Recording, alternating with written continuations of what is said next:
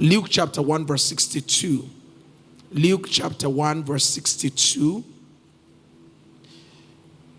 And I'm sure they're going to put that out. I want us to read it together. Let's read the scriptures together. We're going to do verse 62 down to verse 64. Let's 60. Can you start me on 60? So that we can give context to the text itself. Let's get to a pretext, sorry. Let's look at it. Can we read together after the count of 2? 1, 2, go. Please, nobody sitting down to read God's word. Please stand everywhere. Can we do that together? 1, 2, go. Not so. Verse 61. There's none of thy kindred that is called by this name. Verse 62. The Messiah is to his father. How would you have him called? Verse 63. And wrote, saying, his name is John. And the marvelor, verse 64, everybody.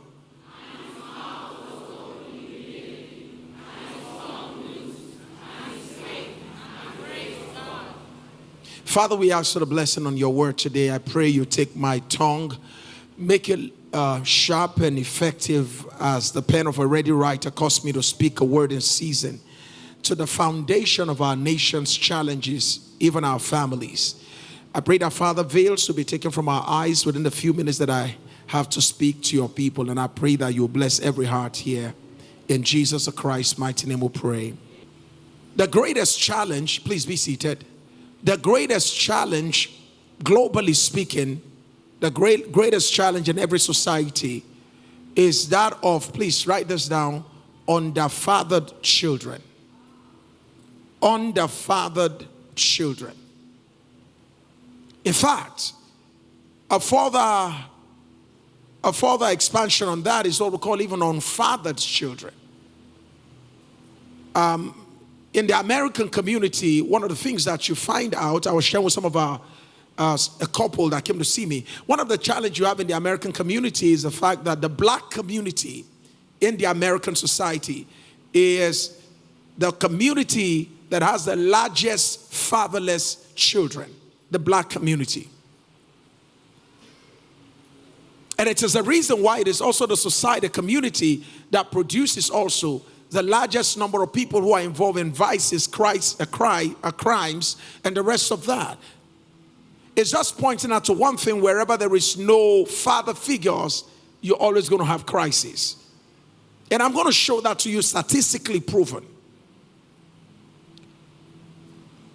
So one of the major challenges that we have is that of fatherlessness. And when I'm talking about fatherlessness, please take note of this. I'm talking about the absence of a father who may be present in the life of his children's developmental stages. I'll say that again slowly. So sometimes we think that fatherlessness means my father is dead. That is partly true. Fatherlessness could also mean my father and my mother were divorced, so my father was not part of my life. That is also true. Fatherlessness could also mean that my father and my mother were separated. That's also partly true. The worst kind of fatherlessness is the one where the father is present, but his impact on the children, the influence of the father in their developmental stages is not felt. So he is around but not involved. Write that down. Around but not involved. One day a man looked at his daughter and said, he said, how did you grow so fast? And I didn't know. You are not available. I mean, you are not accessible. You are available in the house but not accessible. And I'm going to be speaking to that foundation today because, hey, men, fathers, I want us all to look at me today. I want to talk with you. Something happened right here in the city of Abuja. Daddy, a man labored, I won't mention his name, a senior politician, labored so very hard, bought an estate in Asokoro, and then never had time for his kids. He was a very busy person, understandably so. but not justifiably so. See, we can understand that you're busy, but it's not justifiable. And this man got so busy with Nigeria, got so busy with politics, got so busy with everything, but never had time for his kids. But he kept on buying houses, lands, and all of that, including this estate in Asokoro. So the import of this was that he was not involved in the character molding seasons of his children, value building stage, the personality forming stage of his children, which is usually between 0 and 7 years old. He was not involved. He was absent. He then died. And then something strange happened. The kids who have been used to lives, living their lives without being questioned or being subject to any kind of authority, which is what we call the uninvolved father. There are different kinds of fathers. There are what we call the authoritative fathers, the authoritarian fathers, and then there's what we call the uninvolved father and the indulgent father. The indulgent father is the father who gives his children anything they want. Anything, just don't cry. And usually such fathers are from homes where they were deprived. So when they become matured men, they want to make sure that their kids don't go through what they went through. So they go from one end of the pendulum to the other end of the pendulum. You were deprived, they are indulged. You were given nothing, your children are given everything.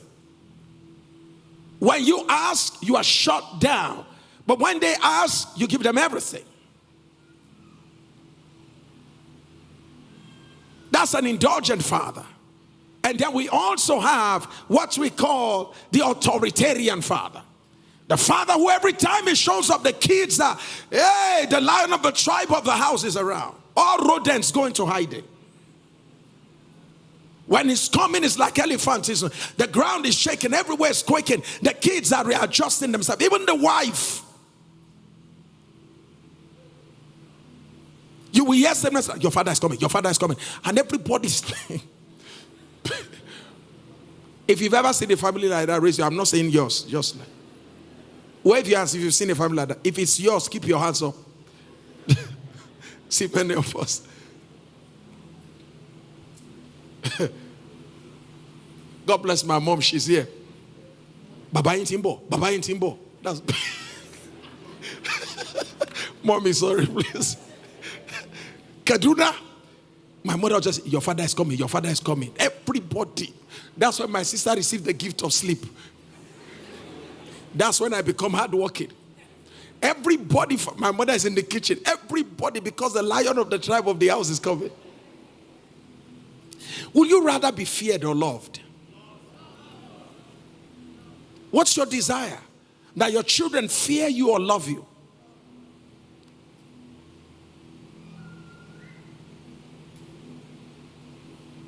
The first person children forget is the one they fear. Write that down.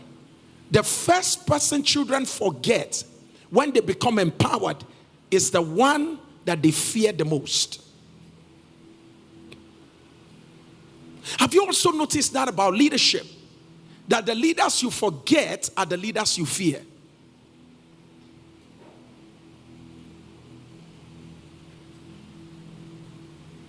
If I ask you now to think about some of the leaders you love in this country, you will not mention some of the ones, I will not mention their names.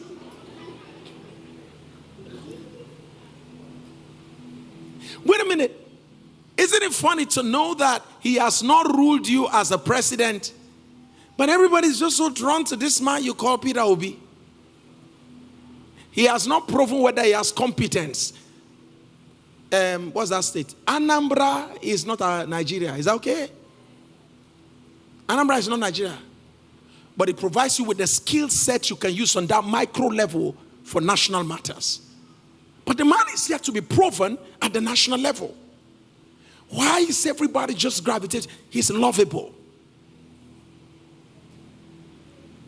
It's just lovable. So I teach singles. I say if you want to get married, if you want to get married as a single person, there are only two things. Those of you that join me every day on TikTok, 7 o'clock. I've been teaching down now for a while. I've simplified how to get married. Formerly singles don't know what to do to get married. So it's demonic, it's occultic, you don't even know what to do. You bind, you loose, you anoint with oil, your head is now like an oil well, so because you don't know what to do. Okay, so if you want to get married, two things you have to increase. Increase your attraction power, increase your retention power. Simple.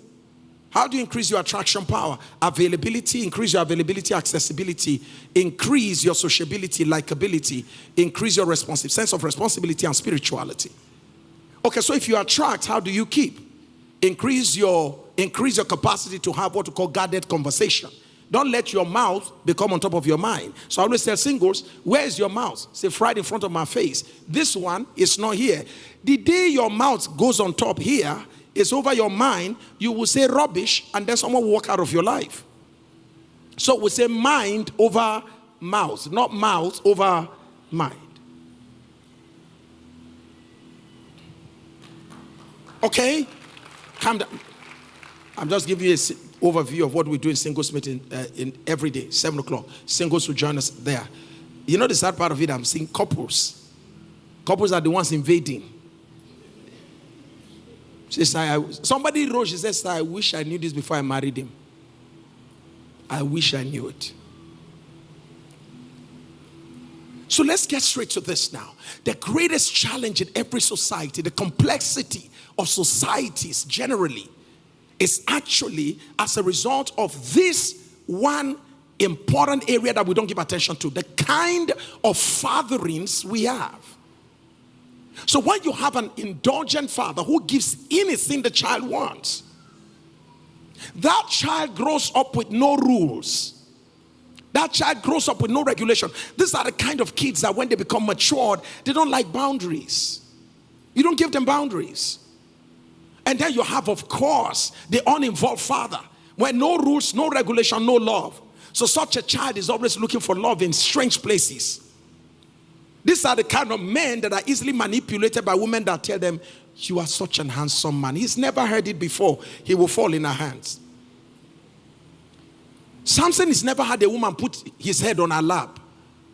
The day he landed his head on a woman's lap, huh? Is this how it feels? She said, tell me, where does your power lie? Say, I will tell you. What I'm feeling now, I must not miss it.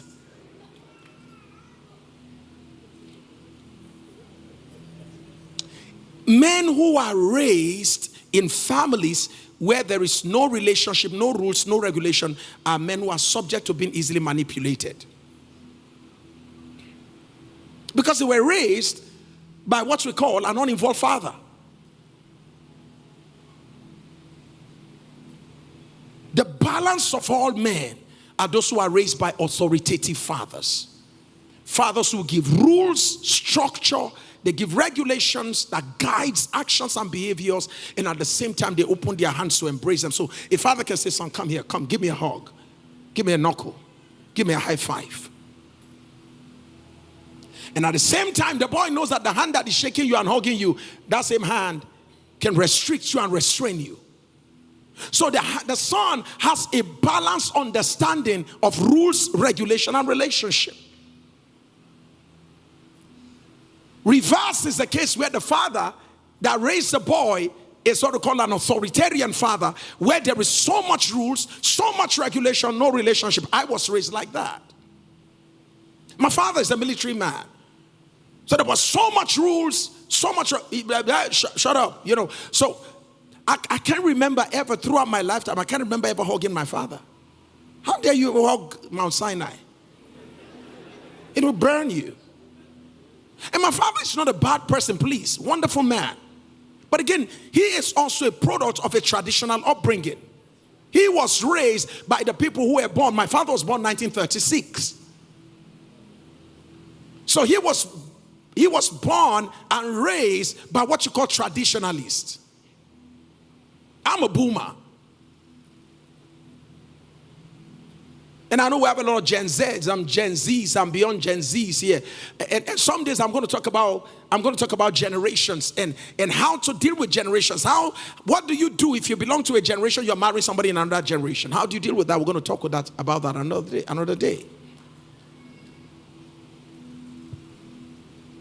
So So fatherlessness is about the absence of a father's influence in the value building season, when you are building values, when you are building your sense of identity.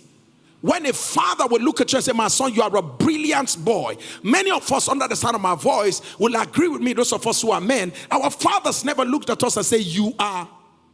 This is my beloved son. It's called affirmation. Men who are under the sound of my voice don't even know why we go to prostitutes, and women who run after the women who go after and run after the man and say, my husband, he's a useless man, he's sleeping, he's sleeping. Madam, calm down first. You may be dealing with a broken child dwelling in an adult body, a man who never had anybody tell him how wonderful he is. You seem to be the extension of his father's voice and his mother's voice, who always tell him he's never good enough.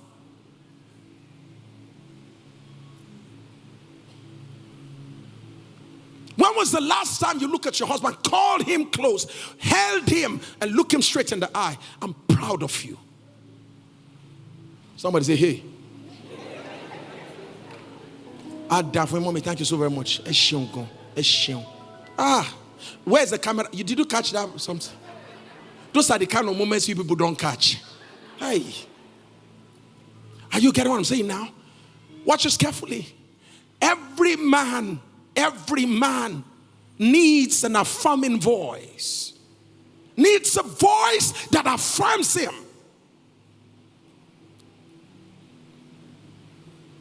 We travel through life.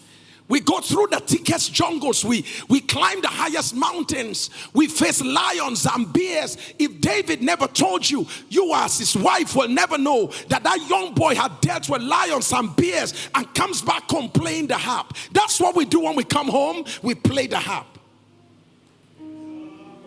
We never show you lions we confront. We hide the marks so that we can keep you safe. The things we hide, we don't hide them because we want to be secretive. We hide them because we're concerned about you. And so when we get into the bathroom, when we're looking at the mirror, we open our shirts and we see the marks. We see the wounds. We see the hurts. And sometimes we want to be vulnerable, we want to be honest, we want to be transparent. These are the three levels of communication in every relationship: transparency, honesty, and vulnerability. The highest of it is vulnerability. No man will be vulnerable with a woman that he cannot be honest with. Can you stand honesty?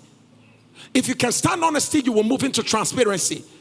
Can you handle transparency? If you can't handle vulnerability. Don't think you know your husband when you have not passed the test of these conversational levels. And men are so smart. When a man wants to move into vulnerability, he will start first of all with a little bit of honesty. Can I be honest with you? Today in the office, there's this girl that just entered our office newly. I know when I just saw her, I don't know the way I was. Hey! I've told you, you're a useless man. Didn't I say it? You are a dog. Doggy. Useless. Just saw something. See you now. See you here. And the man just say, Father, thank you. Thank you, Lord, that I've not gone to the Holy of Holies. Only little revelation that I've never done. And then when you finish shouting, the man said, sorry, man. What I was saying was that the lady came into my office. I said, when I saw her, I could not stand her because of her attitude. You didn't hear where I was going to. You concluded. So even if I have something of importance like that to share, my fears, my struggles, so I can't trust you. Why did I marry you if you are not my confidant? So are you ready for me today?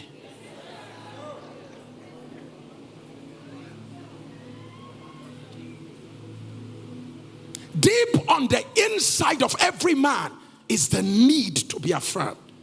Don't leave me like a donkey plowing the ground every day. I go out burning myself and breaking bricks and making mortars for Pitoms and Ramses that Pharaoh puts me into. Don't let me go through all of that every day. And I come back home, I've sweated my way to the top. And then the only thing you tell me is I was calling you, you were not picking your calls. I was handling a business I couldn't have handled, pick up a call for. I was too focused to be distracted because I was thinking about home. And the only thing I get is accusation all the time.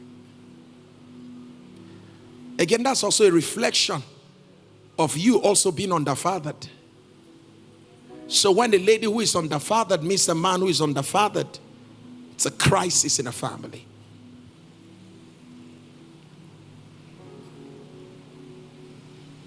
I'm saying this so that our women can understand today that deep on the inside of us, as mature as we may be, it's a need for us to have someone just hold us and say, I'm proud of you.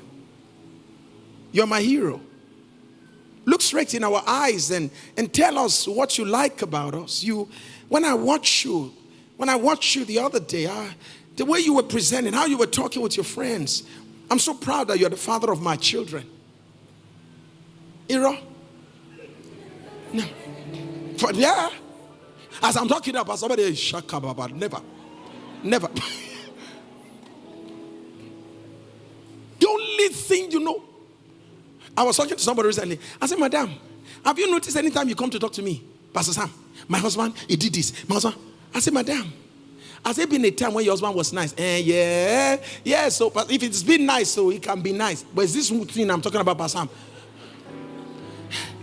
And I'm like, wait.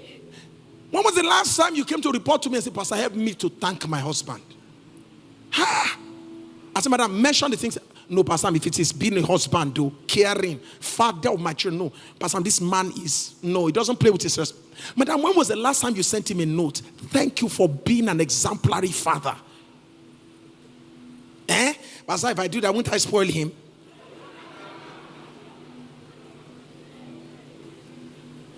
Please, if there's a woman close to you, help me hold her. Say, Madam, I beg, make us feel important. Tell her, I beg. Particularly when I am the first to climb where I am at now. Nobody in my family has ever gotten to where I am. Madam, please, you have to stop and be clapping from boy, I'm so.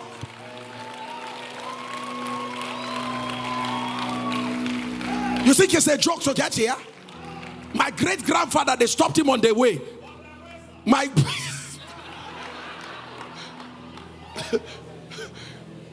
Please let me look at the woman and say, please appreciate us. Sir, how many deputy directors have you had in your family? No, how many deputy directors do you have? So you are likely the first. Deputy director. Assistant director, sir. Assistant director. First. And thank God for your wife. You will look at him and say, sweetheart, come here.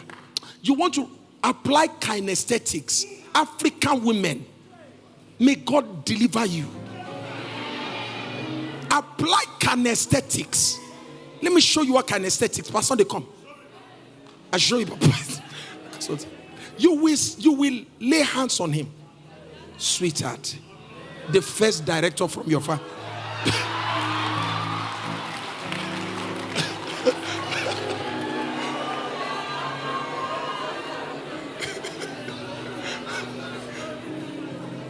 Daddy, till date, my mom, my wife is here.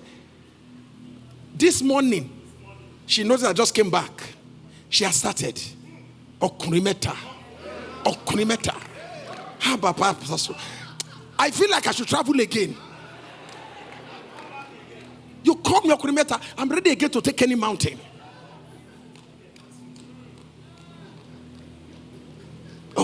She will hail me. You know, Pastor, every time he's speaking something positive.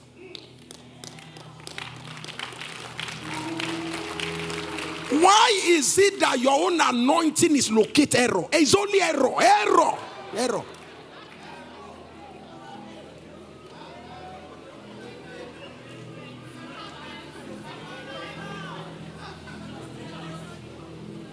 Oh, sorry, today is Father's Day.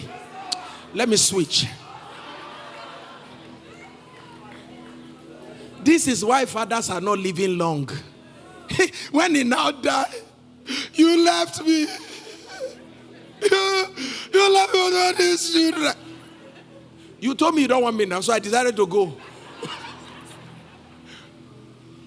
You didn't need me. Where will I go without you? When I was on earth, you didn't sing that song. If I had that song, I would have, even if they were calling me from heaven, I would stay here.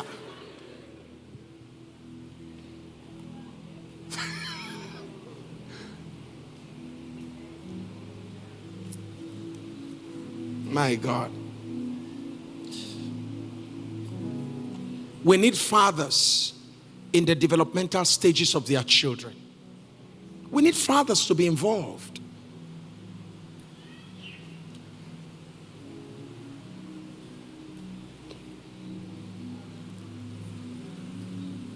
Listen to this carefully.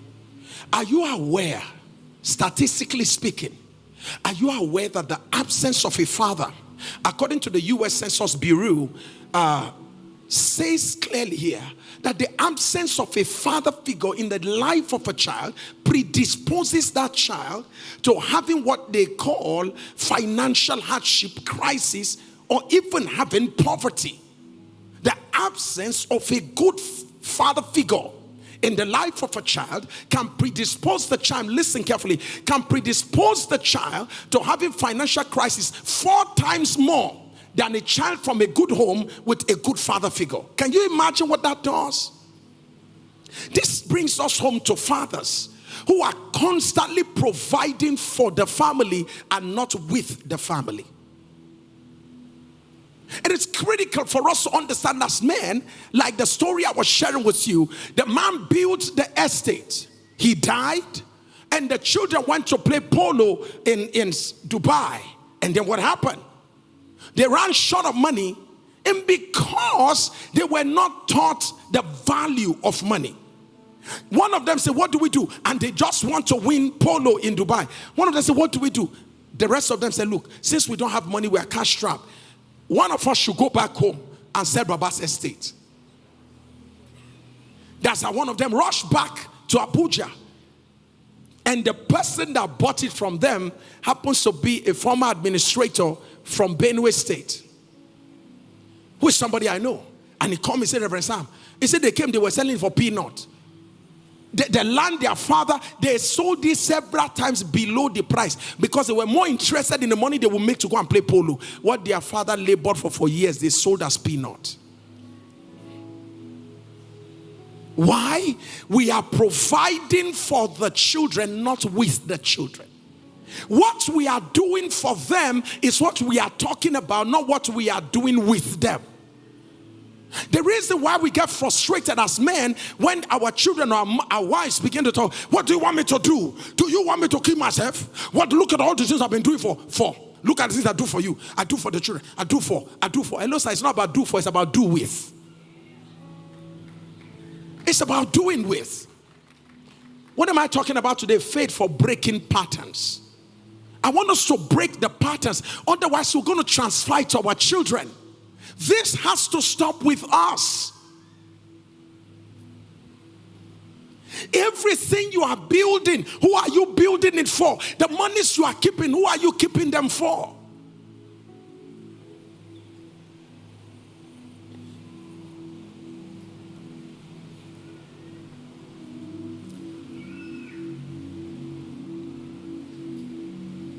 According to the U.S. Department of Health, they stated that children who don't have father figures in their lives are more predisposed to having addiction issues to alcohol and to drugs. Is it happening in Nigeria or not? It is. I work at the rehab. There's a rehab very close to us here. Mama, that rehab is not for poor kids. No, sir. No. You can't even afford it. It's a rehab for the rich. Emir stuff and all kinds of wealthy people right here behind us. And I'm one of the person that comes to provide them with psychotherapy.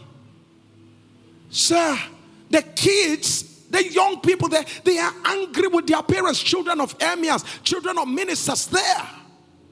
Children of DGs, palm sex. Some of them were sent abroad. In fact, some of them said their parents sent them abroad to punish them. That their parents just got rid of them. That's the way they see it. Their parents just got rid of them from their lives. They're angry. So they're on drugs. They're on cocktails of drugs. And some of those parents, they hide them there and give the society impression their children are abroad. Because they are ashamed of what they have raised.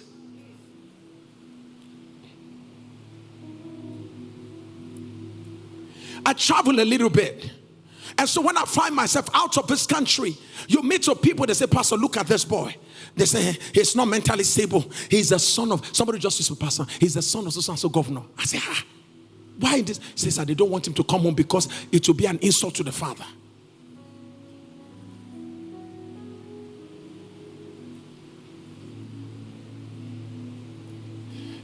Can I say this? Money can't take the place of daddy.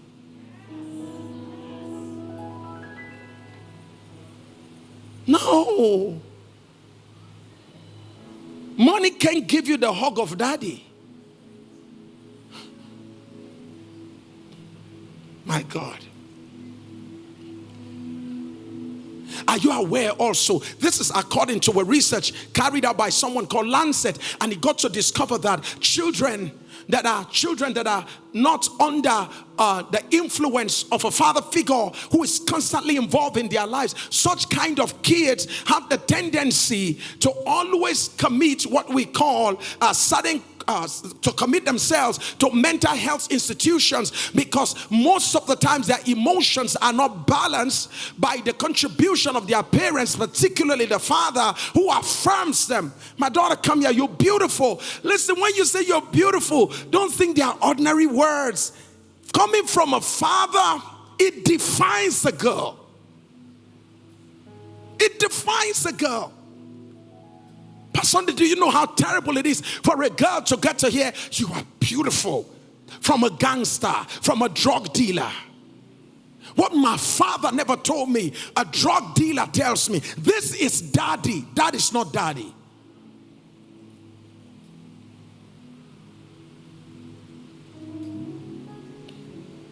I remember the little challenge we had some time ago, my wife and my son. I said, baby, hug him. I said, hug him. She said, oh.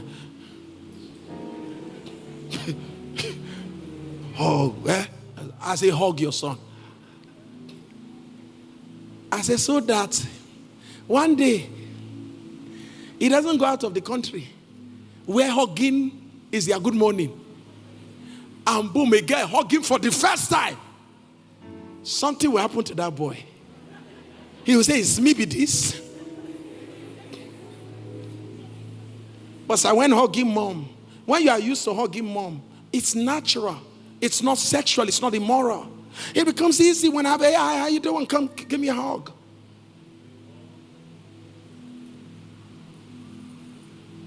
So my daughter grew up with a healthy hug. She comes in this morning, as soon as I arrived, the first thing she did, hey, daddy, come on, give me a hug. Sweetheart, you're beautiful. Oh, daddy, thank you. I know. That's the latest one now. And I said, sweetheart, you're beautiful. I know. And then last week she come and said, Dad, I need to talk with you. See, I felt so proud. She said, Dad, I need to talk with you. I said, what's it all about? She said, you know, there's that boy I talked to you about, right? That boy that says David. That I said always likes to intimidate people. You know, Daddy, you know that boy makes passes on girls inside the bus when we're coming home, right? I said, really? He makes passes? She said, he even made one at me. She said, but of course I told him off immediately. I told him. Oh, I said, that's pretty cool. I said, that's pretty cool. So nice of you. I said, so what more? Because the only gift I can give her is the gift of listening without judgment. It's the only gift I can give her. Because I realize I can only be a parent to her from age 1 to age 12. From 13 to 19, I must become a friend. From 20 upward, I become her coach. I must master the transition. Lest the only thing you have at your old age is your Mercedes Benz in your garage.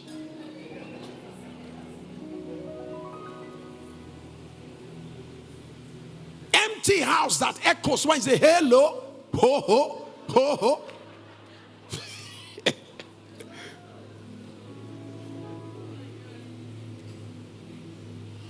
Am I helping anybody here? Somebody look at your neighbor and say, break this pattern, break it. You were not loved, you must love somebody. You were not hugged, you must hug somebody. You must hug your children. Come give me a hug, my son. My father never hugged me, but I hug my son. Say, come here, my friend. Give me a hug. He's bigger than I do, but no problem. Love you, boy. Hit him on the back, pat him on the back, give him a knuckle. Good boy, good to see you. And I said, you come here, come. I said, in case nobody ever told you. I said, I hope you're not a handsome boy. Huh, Dad? I said, yes, you are. I said, if any girl ever tells you that, tell her my dad told me first. Don't let one Chinese, don't let one Latino guy, hey, David, you are beautiful. And you're like, really? It's not a discovery. It's a confirmation.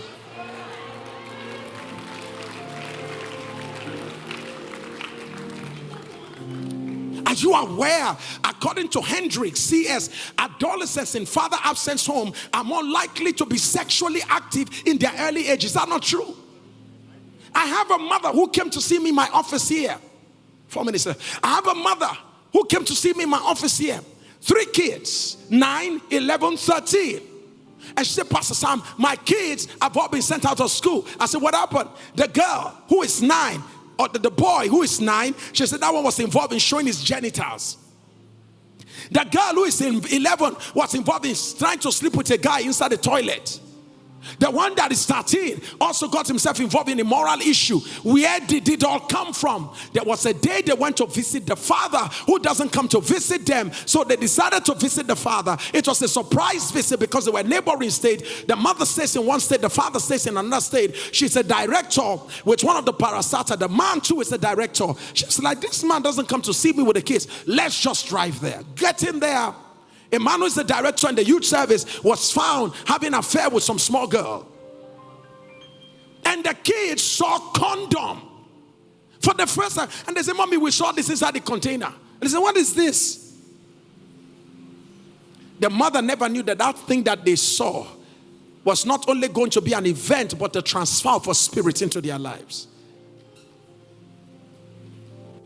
The absence of a father figure predisposes kids to become sexually active. There are some of us here who understand what I'm talking about here. Because of the absence of a father, you're not a bad person, you're not a whore, you're not immoral.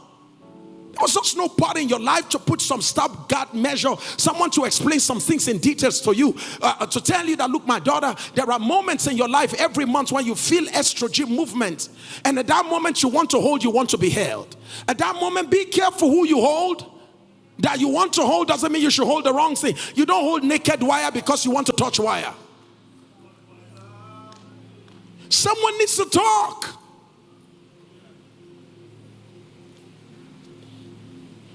And so we are seeing girls now at the age of 9. You all remember, what's the name of that school?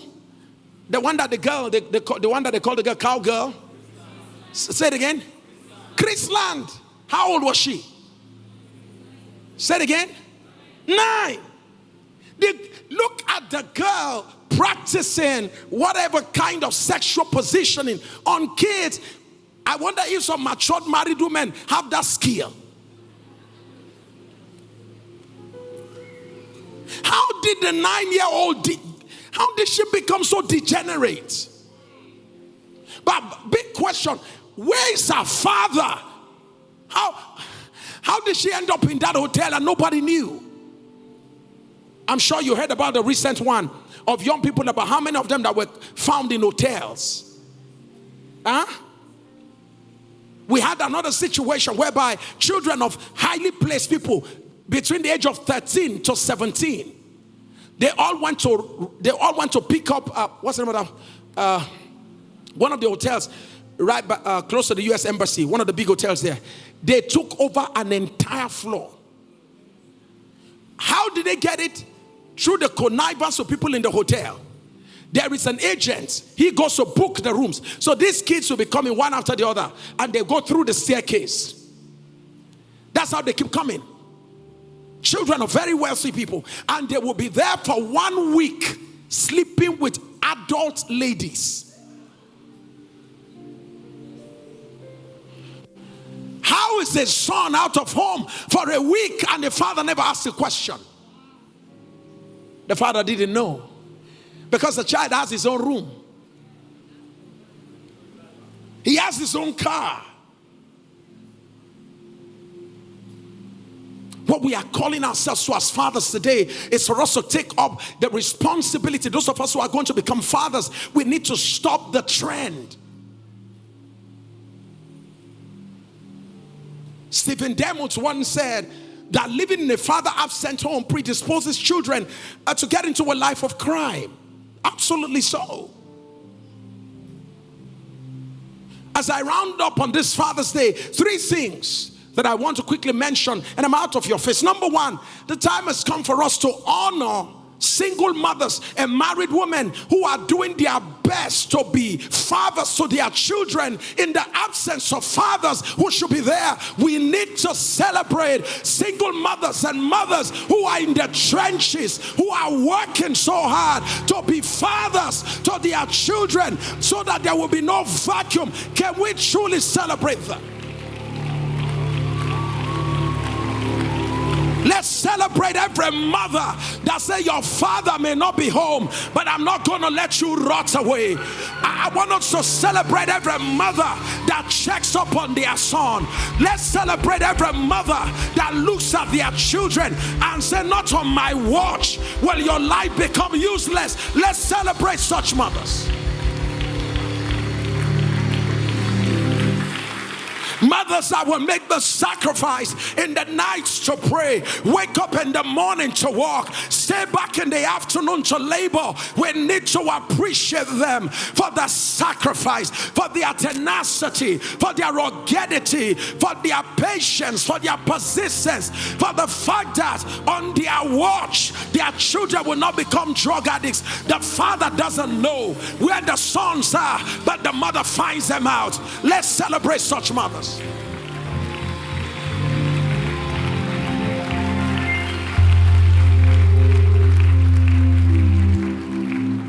And I want to challenge the young men who are watching me here as I close. I want to challenge you, sir, to make up your mind to go beyond providing food, to go beyond providing house and shelter, go beyond buying cars, and go beyond providing money for taking care of the house. Young men, I challenge you today to prepare for more than asking for food. Where's my food? That does not define your masculinity. Can I have sex? Come here. Oh yeah, Mama Tai about to come and lie down. So, hey guys, prepare for more than that in marriage. Prepare for going to marriage just to ask for food, just to feel like a boss. Prepare for more than just to go there and say, fix my bed, fix my car, fix my dad, and fix. Hello, sir. Prepare to go and be a responsible father.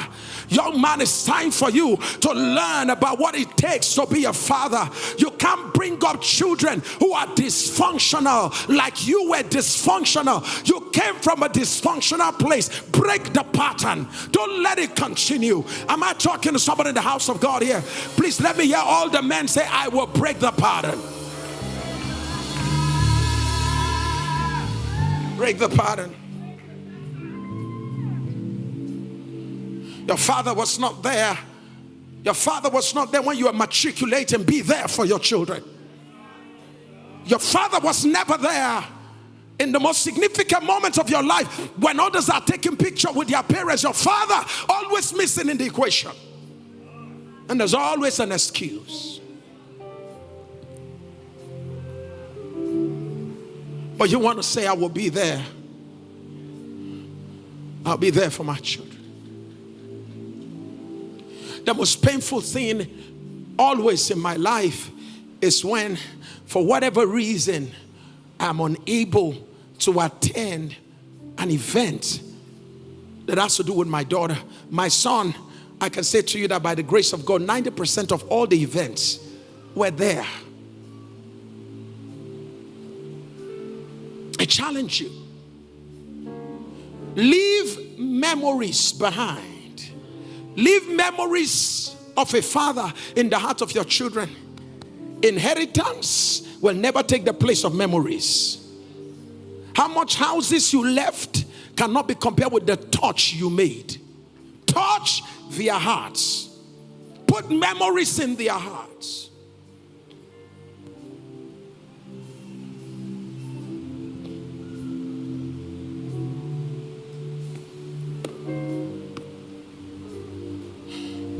My time is up. Let me leave you with this. Zechariah, and I'll leave him in a moment. Zechariah was the father of John the Baptist. And when John was born, Zechariah's mouth was closed. And Zechariah heard his wife when the people were saying, his name shall be called Zechariah. Let's name him after his father. Hey, the mother said, not so. I love my husband, but my son will not be like his father. Not so. Not so. My son will not end up like his dad. He's my husband, but I forbid to give my son as his father to somebody else's daughter. No. Not so shall my son be called. The way I'm looking at this boy is picking up too much of the weaknesses of his father. Absalom, where are you getting this thing has to do with women? Where is the mother of Absalom? In all of Absalom's life, did you ever hear his mother's voice? We need a mother who will say, my son, if your father is not in your life, I stand to say not so. No. Not so. You won't sag your jeans on my watch. Not so. No. So you said what? Mommy, I'm feeling like a girl. Trap if I slap you.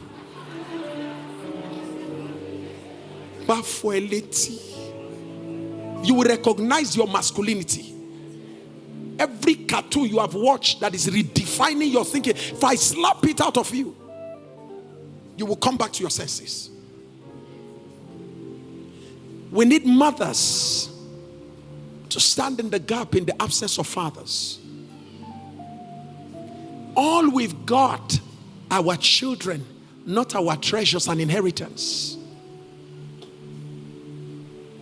In your old and dying age, houses from Lekki, London, Dubai, they won't match. You say, oh God, we just came to see how are you doing, sir? We left Dubai. Where did you leave Lagos? Okay, you left Lagos. You left Lekki. Okay, you left Banana Island. Okay, so we call each other. We just look. Our guy is not feeling fine, so we say we should come and visit you, sir. Houses don't come to visit. They stay where you bought them.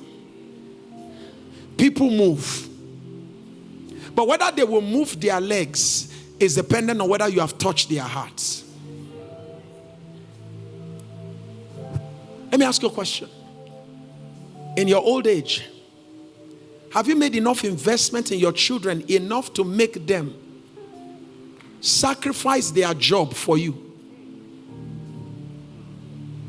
How many of your children, how many of your children will say, you know what? I'm going to take off a month. I'm not going to work. I want to go spend time with daddy. I want to go spend time with daddy. How many like that? Otherwise, what they're just going to do, hello, dad. Hello, my daughter.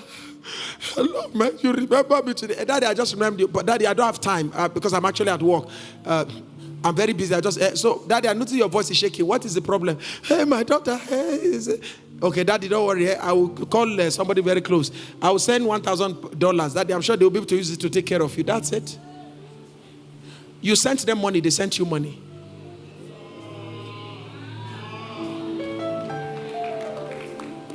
But you show up. They what? I'll see you next week.